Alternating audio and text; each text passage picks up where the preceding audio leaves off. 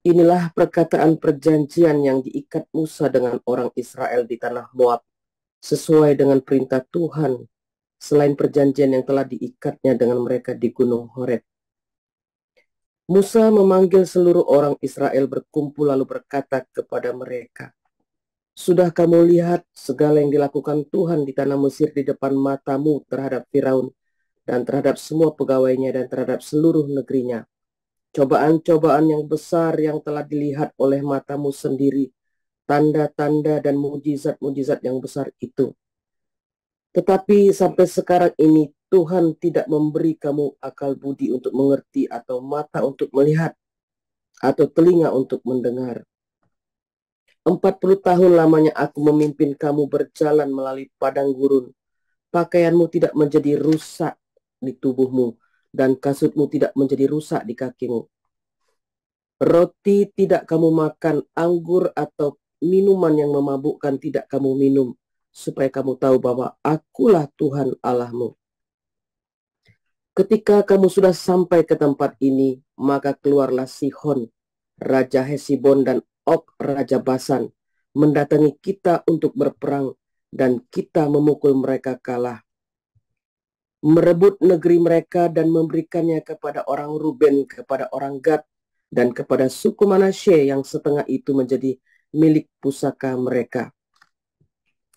Sebab itu lakukanlah perkataan perjanjian ini dengan setia, supaya kamu beruntung dalam segala yang kamu lakukan.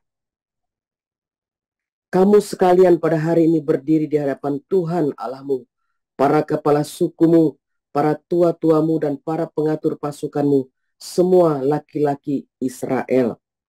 Anak-anakmu, perempuan-perempuanmu, dan orang-orang asing dalam perkemahanmu, bahkan tukang-tukang belah kayu dan tukang-tukang timba air di antaramu.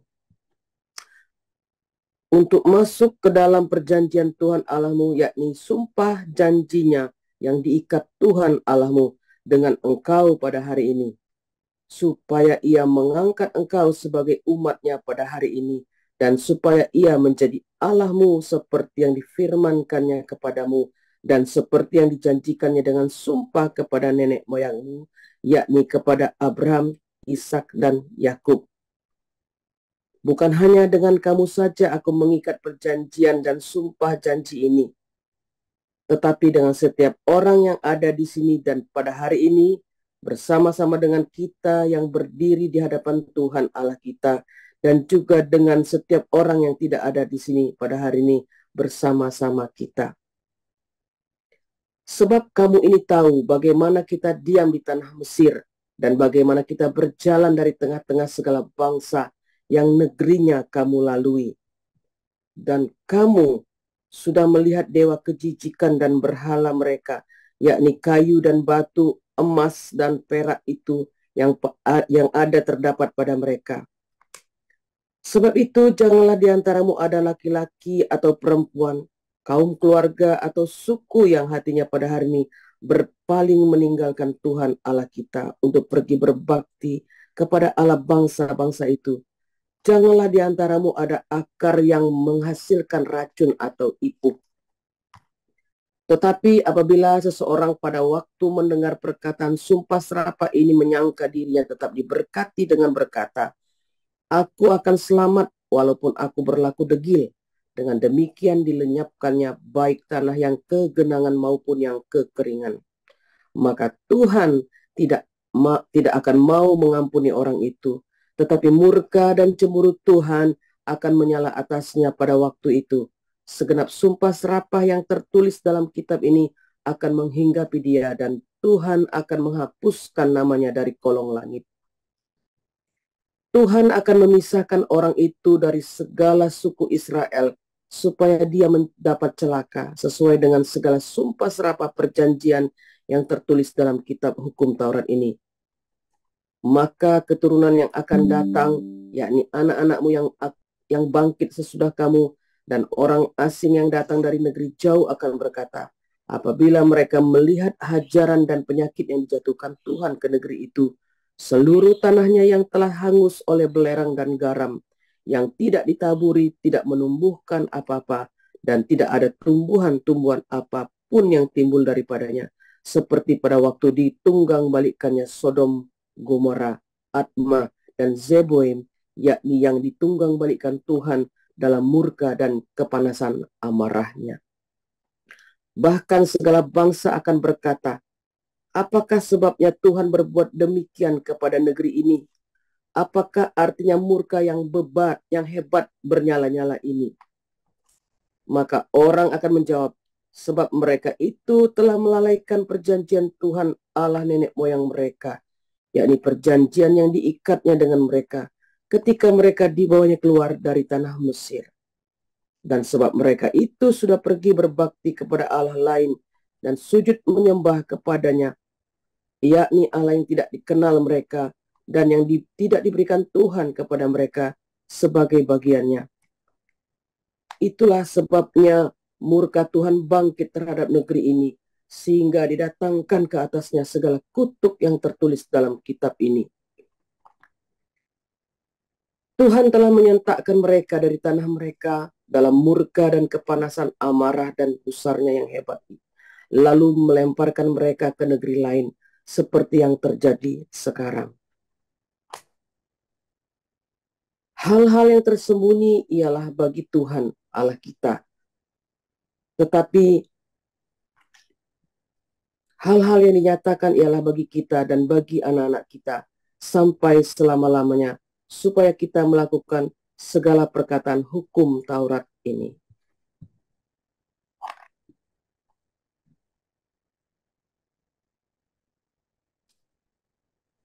Lanjut.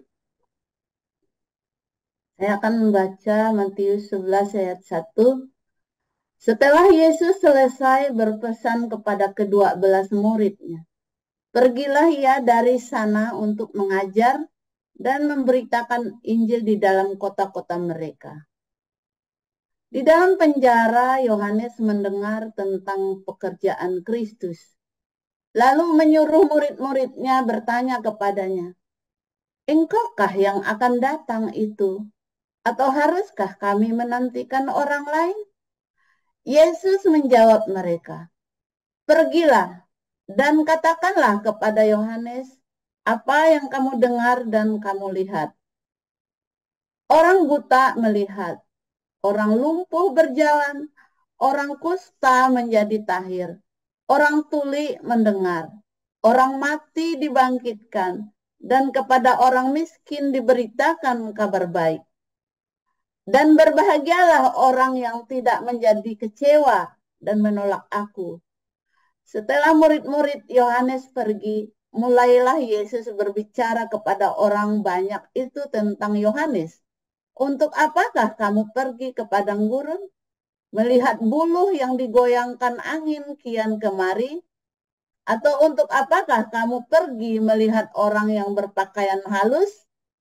Orang yang berpakaian halus itu tempatnya di istana saja. Jadi, untuk apakah kamu pergi? Melihat nabi? Benar, dan aku berkata kepadamu, bahkan lebih daripada nabi. Karena tentang dia ada tertulis, lihatlah, aku menyuruh utusanku mendahului engkau. Ia akan mempersiapkan jalanmu di hadapanmu. Aku berkata kepadamu, sesungguhnya di antara mereka yang dilahirkan oleh perempuan tidak pernah tampil seorang yang lebih besar daripada Yohanes Pembaptis. Namun yang terkecil dalam kerajaan surga lebih besar daripadanya. Sejak tampilnya Yohanes Pembaptis hingga sekarang, kerajaan surga diserong dan orang yang menyerongnya mencoba menguasainya. Sebab semua nabi dan kitab Taurat bernubuat hingga tampilnya Yohanes. Dan jika kamu mau menerimanya, ialah Elia yang akan datang itu. Siapa bertelinga, hendaklah ia mendengar. Dengan apakah akan kuumpamakan angkatan ini? Mereka itu seumpama anak-anak yang duduk di pasar dan berseru kepada teman-temannya. Kami meniup seruling bagimu, tetapi kamu tidak menari. Kami menyanyikan kidung duka, tetapi kamu tidak berkabung. Karena Yohanes datang, ia tidak makan dan tidak minum. Dan mereka berkata, ia kerasukan setan. Kemudian anak manusia datang, ia makan dan minum. Dan mereka berkata, lihatlah, ia seorang pelahap dan peminum, sahabat pemungut cukai dan orang berdosa. Tetapi hikmat Allah dibenarkan oleh perbuatannya. Lalu Yesus mulai mengecam kota-kota yang tidak bertobat. Sekalipun di situ ia paling banyak melakukan mujizat-mujizatnya. Celakalah engkau Korazim, celakalah engkau Betsaida. Karena jika di Tirus dan di Sidon terjadi mujizat-mujizat yang telah terjadi di tengah-tengah kamu, sudah lama mereka bertobat dan berkabung. Tetapi aku berkata kepadamu, pada hari ini penghakiman tanggungan Tirus dan Sidon akan lebih ringan daripada tanggunganmu.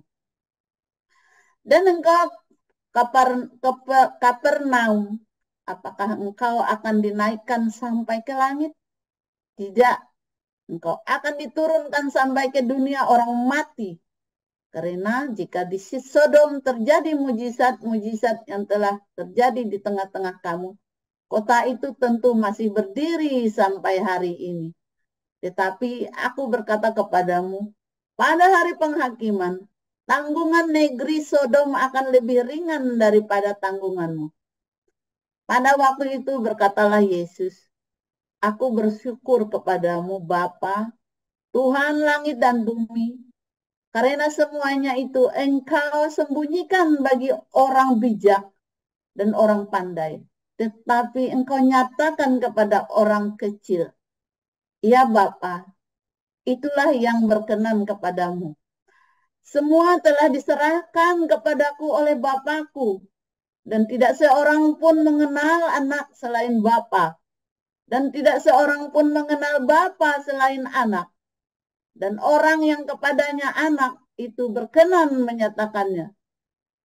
Marilah kepadaku semua yang letih lesu dan berbeban berat, aku akan memberi kelegaan kepadamu.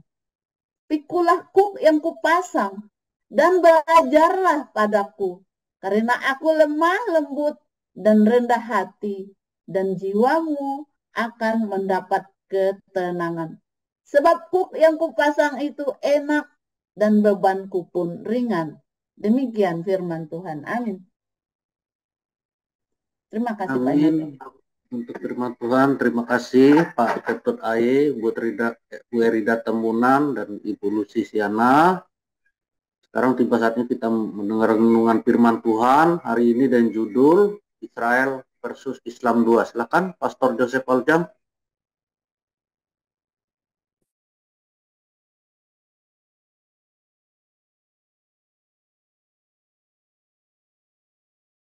Silakan Pastor Paul.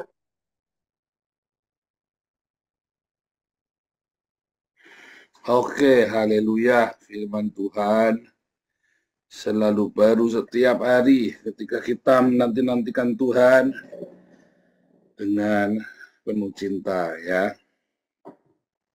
dengan pengharapan, kesabaran, ya, sampai pertolongan Tuhan itu datang. Karena pertolongan Tuhan itu tidak pernah terlambat, selalu tepat pada waktunya dan selalu indah. Ya, masa-masa yang sulit bertahan, saudara, ya, bertahan. Mengucap syukur, nah itu jangan lupa tuh, pagi-pagi bangun, terima kasih Tuhan, Kau baik, gitu ya. Aduh Tuhan, banyak utangnya hari ini, aduh Tuhan, baca jalan, aduh Tuhan, capek sekali. Oh jangan, saudara, ya. Pagi-pagi bangun, aduh Tuhan, terima kasih Kau baik, gitu ya. Itu, saudara, serius ya, itu yang saya lakukan. Ya, setelah saya mengalami perjumpaan dengan Tuhan Yesus, saya lakukan itu, ya. Dan terus hidupnya makin baik, makin baik, makin baik, semakin baik. Nah, saudara, Israel vs Islam, tahap 2, saudara, bagian 2 dulu. Minggu lalu kita sudah belajar, ya, Israel tentang Islam, bagaimana orang-orang Islam mendapat penggenapan dari janji Tuhan. Nah, saudara, Kalau Anda lihat tadi bacaan kita ya, bagaimana orang-orang Israel diberikan hukum Tuhan, perjanjian sama Tuhan, tapi ada sebagian orang-orang Israel yang tidak menghargai perjanjian itu. Ya, ada yang tidak menghargai perjanjian itu. Orang-orang ini kemudian menjadi kurang ajar. Orang-orang ini melihat bagaimana Tuhan bekerja di Mesir, ya, menunggang balikan dewa-dewa di Mesir. Orang ini melihat penyertaan Tuhan di padang gurun. Orang ini melihat bagaimana Tuhan membela, menyertai di dalam setiap peperangan yang sebetulnya mereka itu tidak bisa perang, tapi musuh-musuhnya melawan. Karena mereka hari ini kan juga sama kan? Orang-orang Israel melihat penyertaan Tuhan yang luar biasa dalam hidup mereka. Bagaimana mereka bisa menang perang terus, coba, dari tahun 48, 67, 73, Intifada 1, Intifada 2, ya, mereka semua dikeroyok. Hari ini dikeroyok, ya, dulu dikeroyok orang Sunni, sekarang dikeroyok orang Syiah. Nggak ada matinya. Menang terus.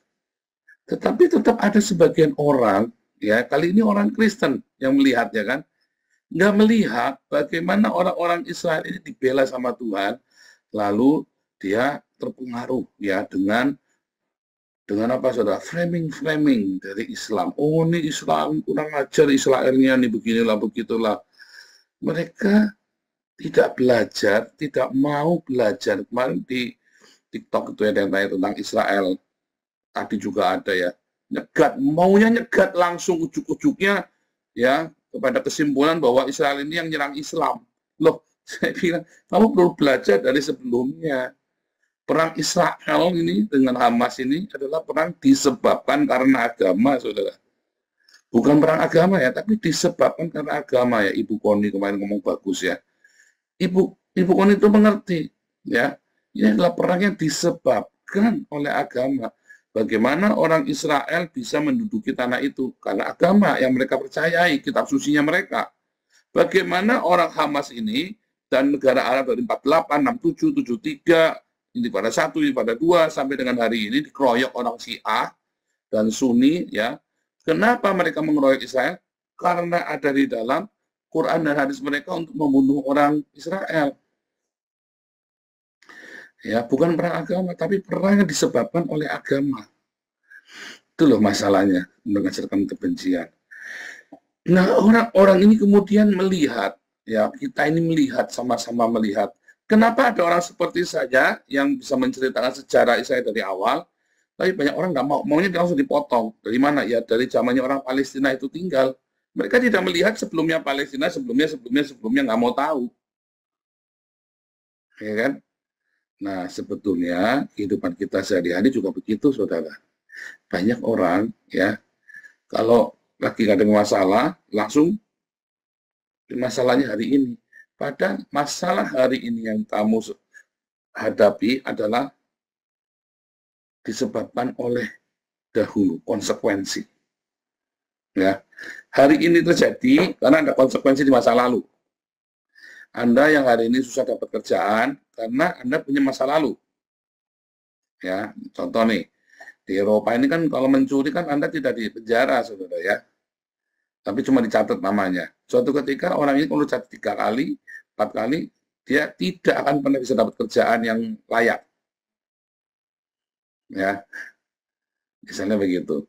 Kalau di Indonesia kan Anda bisa bikin surat kelakuan baik, Anda bisa bisa kalikung tak karu-karuan, ya kan?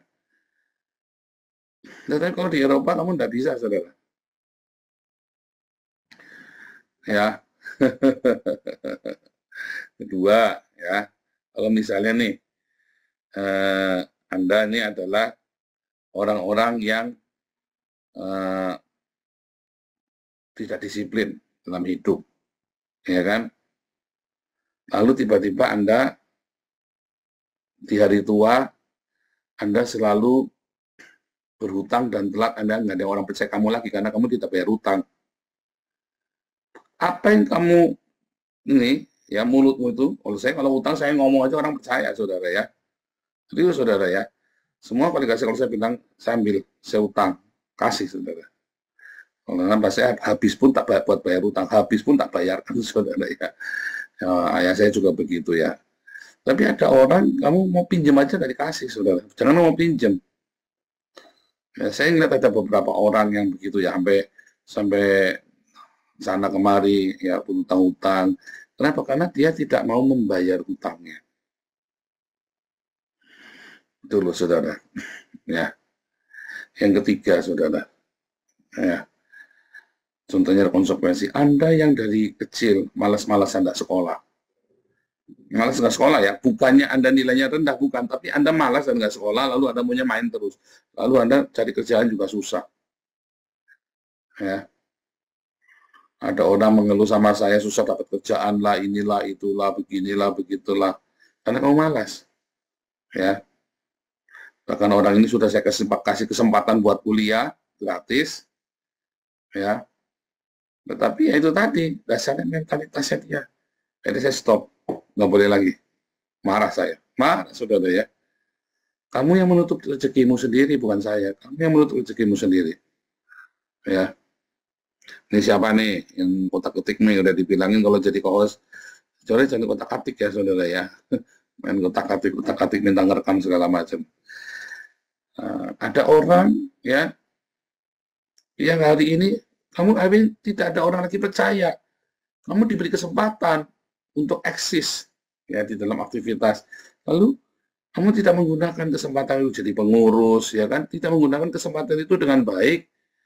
Tetapi akhirnya ini kayak zaman nih, contoh nih, ada orang kita jadikan co-host nih, ya kan? Baru jadi co-host saja sudah semena-mena, saudara. Ada saudara ya. Ingat dulu itu ya. Yang anak dua orang cowok sama cewek itu yang akhirnya saling blokir satu sama lain. Kalau orang ini masuk sama dia di remove, kalau orang ini masuk sama dia di remove, nggak bisa masuk lagi, saudara, di Zoom gitu kan. Saling meremove dengan sengaja ya. Terus masuk WhatsApp sama ya. Baru dikasih kekuasaan sedikit aja sudah semena-mena. Ya, langsung keluarkan dari grup WhatsApp. Loh, gimana sih ini orang? Orang dari grup WhatsApp. Itulah contoh, saudara ya. Ya kan? Itu beneran ya, itu terjadi itu di grup WhatsApp kita baru. Makanya itu saya salah satu takwanin, orang ini satu di sana, satu di sini. Nggak boleh ketemu. Itu dari situ saja kita sudah ngerti, saudara ya, wataknya orang kan. Nggak semena-mena gitu kan. Nah, saudara. Jadi ya, seringkali ya, apa yang terjadi pada diri kita hari ini, bukan karena orang lain, Anda tidak bisa menyalahkan orang lain, tapi kamu sendiri. Karena kamu tidak meresponi kehidupan dengan benar. Kamu bebal. Kamu pikir itu gara-gara orang lain. Selalu ngomongin gara-gara orang ini. Kalau kita lagi ngobrol, ya, orang-orang ini ya, yang saya sering ketemu ini ya, gara-gara ini. Pasti ngomongnya gara-gara ini. Ya, gara-gara orang lain. Udah dikasih motor, ya kan, nggak dirawat gara-gara orang lain. Udah dikasih fasilitas, kasih modal gara-gara orang lain. Ya kan? Orang-orang ini pecundang, selamanya dia akan begitu. Sampai dia bertobat. Jangan pernah menyalahkan orang lain. Kemarin saya sudah cerita ya. Si Ruven Kumpran ini ya. Saya nanya, kamu habis bersantai, kamu menyalahkan Tuhan nggak? Kamu mengalami pogrom, mengalami inkuisisi, mengalami genocide, ya, holocaust, kamu tuh menyalahkan Tuhan, kalian orang Yahudi. Enggak lah, itu kan salah kita. Itu salah kami sendiri. Coba kami tetap dengan hukumnya Tuhan. Saya tuh terkejut tuh mendengarkan ini profesor saya sama orang ini, yang saya ex-agen Mossad itu ya. Dua-dua pendapatnya sama. Saya tengok ke profesor saya. Iya. Dia bilang, benar. That's right, Paul. You have to understand. When the Jews suffer, that's not because of God, but because of us. Hebat, saudara. Kalau ketika orang-orang Yahudi menderita, bukan karena Tuhan. Karena kita sendiri tidak setia tinggal di dalam hukum-hukumnya Tuhan. Anda lihat orang Islam ya. Orang-orang Islam ini, wah peribut dan kan gegeran terus orang Islam nih. Selalu bilang apa? Ini gara-gara orang Yahudi ngadu domba kita. Nah, kan kucluk ini orang-orang. Ini gara-gara Amerika nih. Ini gara-gara orang kafir nih. Ngadu domba kita. Kalau mereka lagi sial, pokoknya ini gara-gara orang kafir, saudara. Mereka susah, pokoknya gara-gara orang kafir. Makanya terjadi ya, orang-orang itu ya, tahun 65, 69, 79, itu ya, itu ya, yang kasusnya dulu mau nggak boleh impor barang investasi asing, larang itu ya. Tahun 98, semua kan menyalahkan etnis Cina kan, sampai hari ini. Ya, CK itu contoh. Ya, orang Tionghoa itu hanya 5%, tapi menguasai 50% perekonomian Indonesia. Gara-gara Cina lagi, saudara. Ya kan? Harusnya, tadi malam saya jelaskan ya, Sri Mulyani mengatakan 40% penduduk Indonesia gajinya di bawah 1 juta. Yang salah siapa, saudara? Orang Cina. Pemerintah, bukan kalian sendiri yang salah. Kalau sampai kalian adalah salah satu dari yang 40% itu, kalian sendiri yang salah. Ya kan? Mengapa kalian salah? Karena kesalahan di masa lalu. Saudara, kalau misalnya ya, kita mati ya, nanti kita mati, kan kalau Anda percaya Yesus, ya adalah masuk surga itu sekarang ya. Kalau Anda sekarang hidupnya, apa namanya, tidak damai sejahtera, berarti kamu lagi di neraka. Kalau hidup kamu sejahtera, kamu lagi di surga.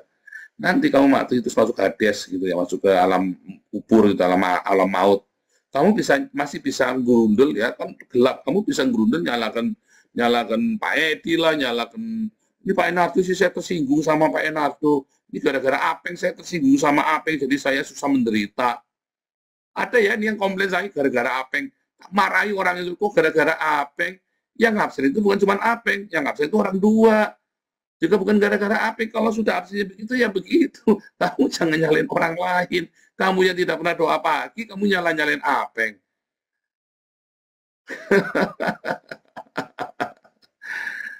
Kamu di alam maut, ya di Hades, kamu pasti bisa nyalain orang. Tapi begitu kamu di hari penghakiman, kamu udah nggak bisa nyalain orang. Karena dibuka lebar-lebar bahwa semua ternyata kesalahan kamu sendiri. Ya. Siapa di sini kalau jatuh, bangkrut, apalagi apa, terus kamu nyalain orang ini, nyalain orang itu. Itulah saudara, itu berarti kamu belum ada di sorga tuh. Kamu masih ada di Hades, masih ada di alam maut hidupnya, jiwanya kamu itu calon penghuni alam maut itu saudara. Kok begitu Pak? Ini kan saya sudah percaya. Oh iya, kamu tidak percaya Yesus. Kamu itu Kristen tapi tidak percaya Tuhan Yesus. Kamu hanya retorika. Kamu yang masih suka nyalain orang ini gara-gara itu sih, gara-gara itu. Maksudnya kamu tidak, bukannya kamu introspeksi, ini kan aku salah nih. Nah, ini kan aku salah. Saudara, berapa banyak kita diboikot sama orang, saudara? Komunitas ini, banyak ya, diboikot ya. Asal orang tidak bisa ngambil, langsung boikot kita, dan fatal ya. Saudara tahu nggak kita saldonya 1 miliar sekarang? Apakah berkurang, saudara, donasinya? Enggak, loh. Kenapa? Karena saya tidak pernah menyalahkan mereka. Gara-gara mereka sih kita sekarang itu tersyok-syok. Gara-gara ini, gara-gara itu, gara-gara Owen sekarang kita terusin, Pak Dedin terusin. Susah, oh ya susah. Ada gangguan. Survive dong, jalan terus.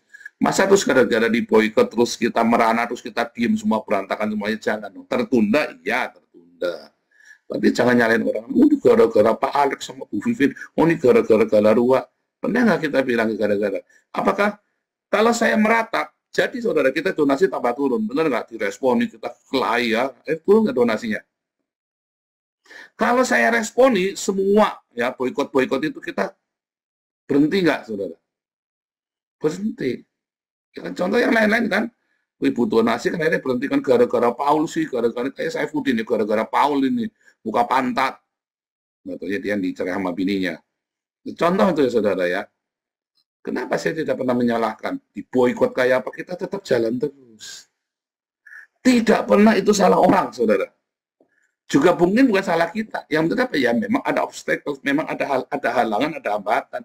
Siapapun, apapun, kapanpun, dimanapun, pasti selalu ada halangan. Kamu tidak bisa menyalahkan halangan itu. Kalau kamu di masa kesesakan kamu kecil hati, terus kamu berhenti, berarti ya udah, berarti takaranmu cuma segitu aja. Jangan nyalain orang lain. Oh, enggak bisa, nih teman saya orang Medan bilang ya, kasar. Kalau kamu enggak bisa berenang, jangan bilang pelermu kegedean. Ya kan? Ya kamu belajar, jangan, oh saya pelernya kegedean, saya itu satunya bisa berenang, tapi pelernya saya kegedean, Pak. Jadi saya tenggelam terus, ya bukan masalah peler, ini masalah kamu mau belajar apa enggak. Itu loh, saudara. Jadi kamu tidak bisa berkata ini salahnya halangan, salahnya mobil, salahnya apa. Tidak bisa. Sudah tahu. Ya. Saya masih, saudara, ya. Misalnya, saya kan waktu saya kan sibuk sekali kan, sehingga saya kalau janjian pergi ke Kampung Daun itu pasti terlambat setengah jam. Saya selalu menyalakan apa? Autofile, traffic jam, macet Pak, ada macet di 2 kali dari sini ke sana itu macetnya gila-gilaan ya. Kalau malam cuma 1,5 jam, kalau siang bisa 2,5 jam, saudara. Ya. Nah, hitungannya kalau di Google Map itu cuma 2 jam. Tetapi yang namanya orang di jalan ada kecelakaan, ada apa ya. Dan Arab-Arab itu pasti kecelakaan. Itu selalu kecelakaan pasti Arab-Arab itu. Apa tuh saya nyalain gara-gara Arab ini. Saya bercanda sama istri saya, ini gara-gara Arab ini. Bercanda, saudara ya. Tapi saya nggak menyalahkan Arab itu beneran. Enggak. Akhirnya saya bilang sama Pak Steve ya, Pak, kita ini saya malu loh Pak kalau salah status. Kita sekarang kalau sini, kita berangkat jam 5. Bukan salahnya Pak Steve juga. Pak Steve kan ngikutin saya, saudara ya. Nah, akhirnya apa? Udah kita berangkatnya setengah jam lebih awal.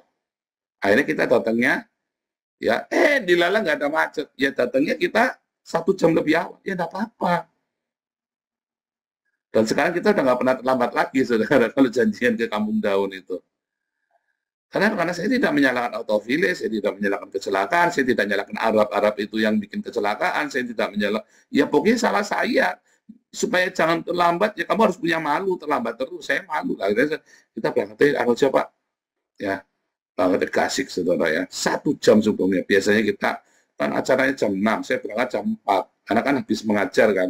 Sekarang kalau saya ada hari Rabu itu, yuk kita berangkatnya jam 3 saja. Jam 3 kita berangkat, Kak.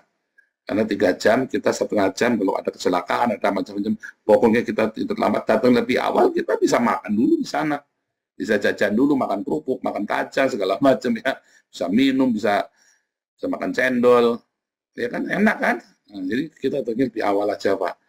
Nah, pasti orang Jerman udah biasa, ya on time dia. Ya udah dia datang, udah merapat, ya kan, kita langsung berangkat. Gitu, saudara ya. Jangan salahkan orang lain, saudara. Ya, salahkan diri sendiri, ya. Jangan salahkan jadwalnya. Jangan salahkan kamu banyak kegiatannya. Kamu sudah tahu ada sesuatu yang dirubah, dan itu saya rubah ya. Itu bagian itu saya masih kadang-kadang masih tidak disiplin. Kenapa? Karena bekas orang sanguin. Tuh, kan salah nyalin sanguinnya kan? Nggak boleh juga rubah.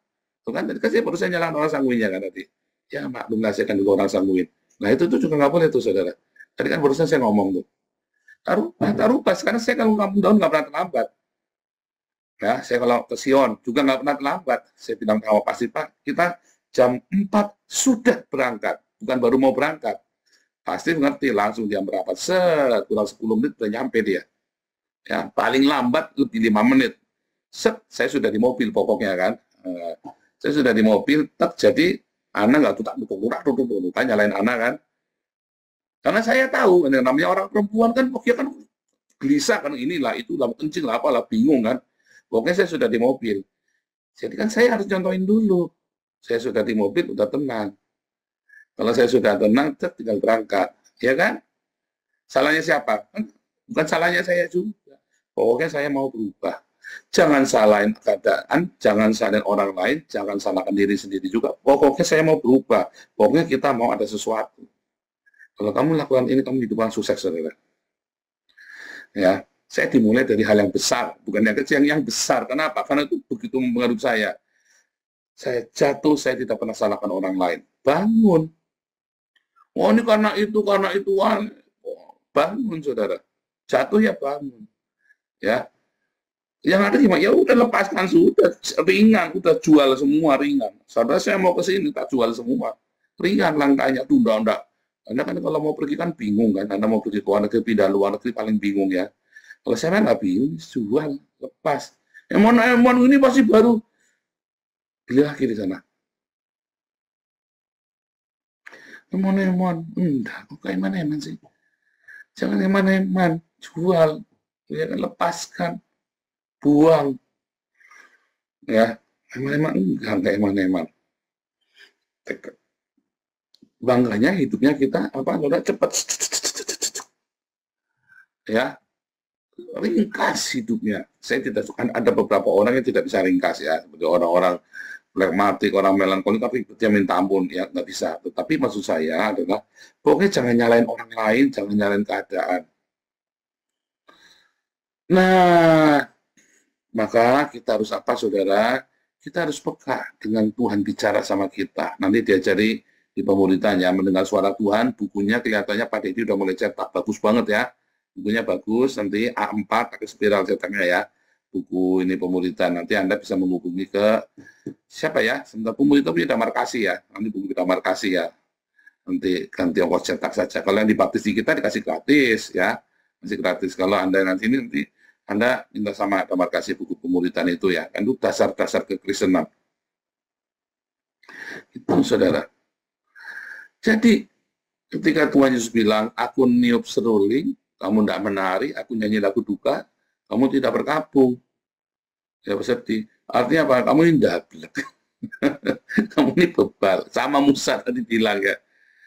Di depan matamu kamu diperlihatkan perkara-perkara ajaib, tapi dasarnya kamu tidak berespon. Intinya kamu pokoknya salahnya orang lain. Ya kan, orang-orang Israel kan menggerutu kan, salahnya pokoknya ini salah itu salah. Nah, itu loh saudara yang membuat kamu tidak berhasil dalam hidupmu. Coba sekarang kamu rubah, itu aja bagian itu, kamu rubah kebiasaan. Mengubah satu kebiasaan buruk, yaitu nyalain orang lain, nyalain keadaan, nyalain karakter, nyalain pokoknya juga menyalahkan diri sendiri. Nah, juga jangan menyalahkan diri sendiri. Pokoknya saya mau berubah, udah berubah saja, selesai. Kalau nggak bisa, saya coba lagi. Bukan salah ini, salah itu. Begitu kamu nimpakan ke orang lain, maka atau ke hal lain, atau ke waktu, ke maka kamu tidak akan berubah. Itulah kenapa kamu gagal berubah. Karena kamu menyalahkan orang lain, menyalahkan kondisi, menyalahkan diri sendiri. Pokoknya saya mau berubah, udah selesai. Mungkin juga bukan salahnya gitu. Ya pokoknya salahkan. Jangan salahkan orang. Kenapa saya nggak bisa main piano? Iya Pak, saya jarinya cuma 3 Pak, begini kayak kepiting Pak. Saudara tahu ada orang Korea yang jarinya cuma 2 begini, ya kan? Dia main piano cepat sekali, dia main ya, keren banget ya. Dia bisa salahkan diri sendiri loh, karena dia tangannya jarinya nggak 5. Tapi dia main piano lebih bagus daripada Pak Edi sama Bu Ambar, tak jamin saudara. Apakah dia ngelahir dalam kesalahan, jadinya cuma 3 saudara. Jadinya cuma 3, tapi dia main piano lebih bagus, ya kan, daripada kebanyakan orang. Artinya dia mendrive diri sendiri. Dia tidak menyalahkan kondisinya dia. Ya, dia belajar, dengar. Ada orang main seruling, dia dengar. Oh, lagunya indah, saya menari. Ya kan? Oh, lagunya berkabung, saya ikut berduka. Mendengar firman Tuhan, mendengar yang Tuhan bicara. Ya kan, kita merespon. Saudara, ketika saya buka ya, kita ada komunitas di sini, saudara. Saya nggak nyeruduk langsung, saya survei, 6 tahun saya survei, saudara. Bagaimana? Ya kan? 6 tahun saya survei, dan saya pelan-pelan kirim, saya pelajari. Ya kan? Dan sekarang kita menuai. Sekarang kita lagi menuai nih sekarang ini ya. Tetangga kita, semua orang-orang ya. Kita sedang lagi menuai. Hanya kita bikin komunitas support, dukung doanya. Nanti dijadikan bahan doa ya. Project Eropa ini apa namanya? Christian Center ya. Christian Center di Den Haag ini ya. Doakan saudara ya. Supaya Tuhan sediakan dananya, Tuhan sediakan orang-orangnya, full-timernya, dan kita bisa gaji orang-orang, bisa menggaji para full-timer juga ya. Doakan saudara, karena kita butuh pekerja yang banyak juga, kita butuh tenaga kerja, kita mau punya orang untuk merawat orang-orang tua juga ya, karena orang-orang tua juga dirawat, tapi sayang mereka jauh dari Tuhan Yesus. Itu yang mau kita sediakan, merawat tapi mengingatkan, membawa kembali mereka kepada Tuhan Yesus, walaupun di hari tuanya. Ya, saudara ya, kita mau bikin. Doakan anak-anak muda, anak-anak kecil, kita mau pakai ini ya, boneka yang gede ya, saudara ya. Kita bikin sekolah minggu yang profesional di sana.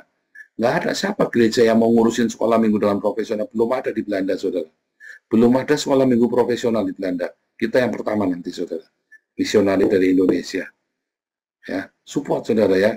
Kita butuh dana yang besar sekali. Lupa kita Indonesia masih butuh. Ketika kami gede, kamu kan gede, saudara.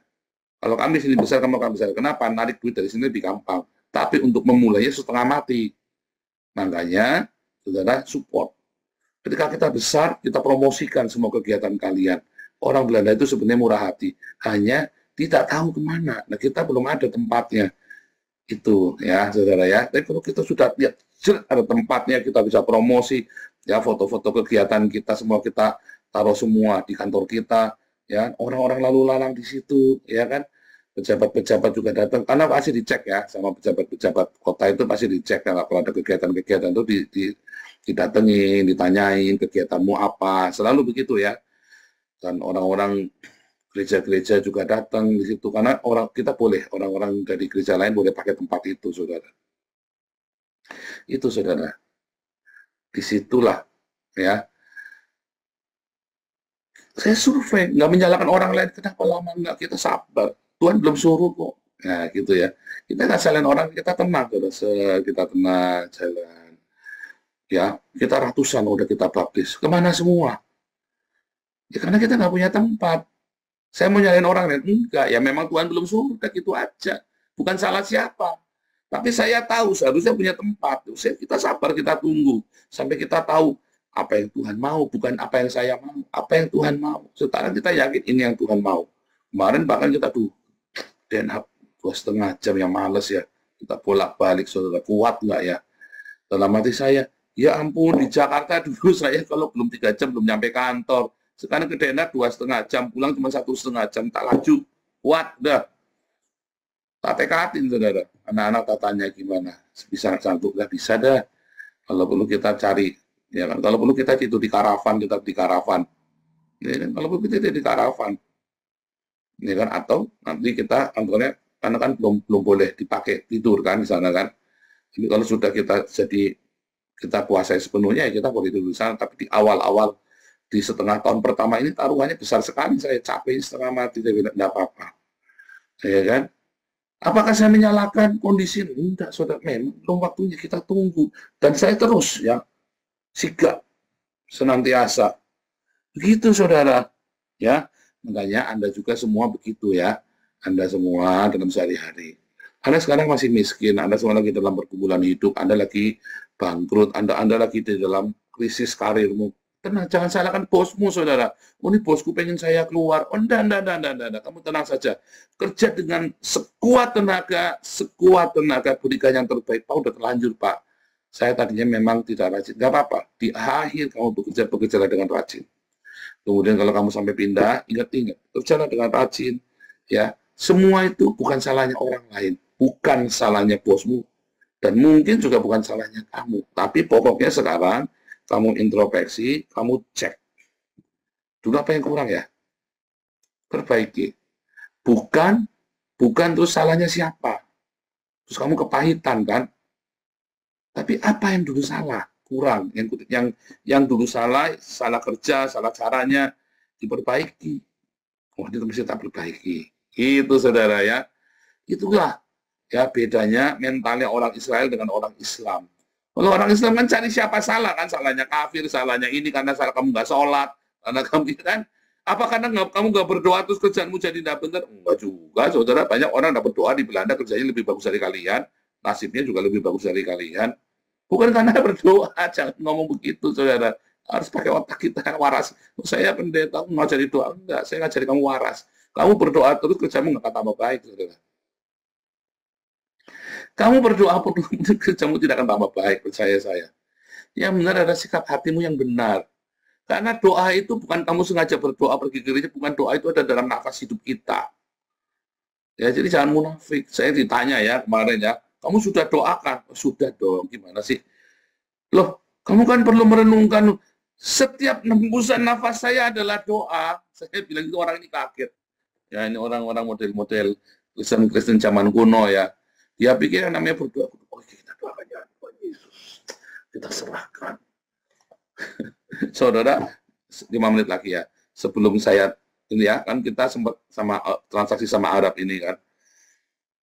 Begitu saya dengarkan di telepon, ini orang logatnya aksennya bukan Belanda. Saya bilang, namanya siapa? Farid. Saya udah langsung nggak bakal jalan. Saya langsung tahu nggak bakal jalan. Malam ini saya pergi sama kolega saya yang kenal sama orang ini kan. Oke, we will pray. Kita akan berdoa ya.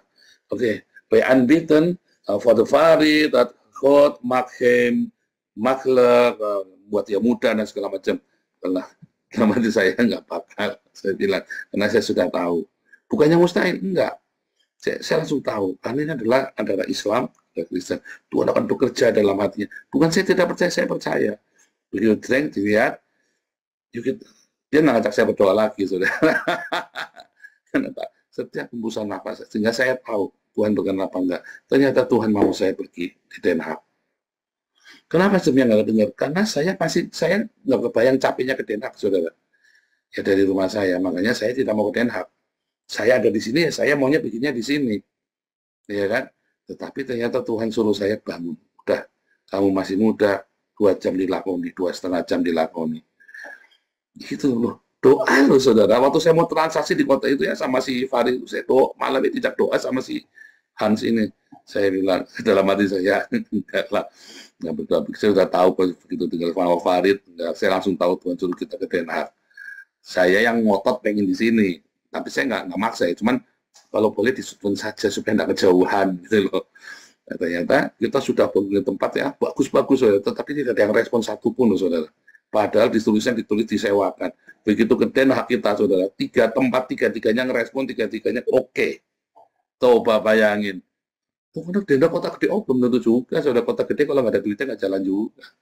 Yang cari passbooknya gereja-gereja cari tempat susah. Sekarang begitu orang saya, mereka senang saya masuk Den Haag. Boleh pakai, boleh dong.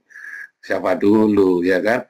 Boleh dong. Ini kan pekerjaan Tuhan, saya bilang begitu ya. Jangan salahkan orang, saudara. Tanya sama Tuhan, dengarkan Tuhan. Ya, jangan kebanyakan doa. Doa itu harus ada di nafas doamu. Jangan langsung aja, saya berdoa puasa dulu ya, bekerja. Wah, karakternya ada apa ya, mau doa sampai muntah darah, sampai mencet darah, kamu nggak bisa, saudara. Ubah dulu hidupmu, saudara ya. Jangan salahkan orang lain, jangan salahkan Tuhan, jangan salahkan kondisi. Tuhan Yesus memberkati.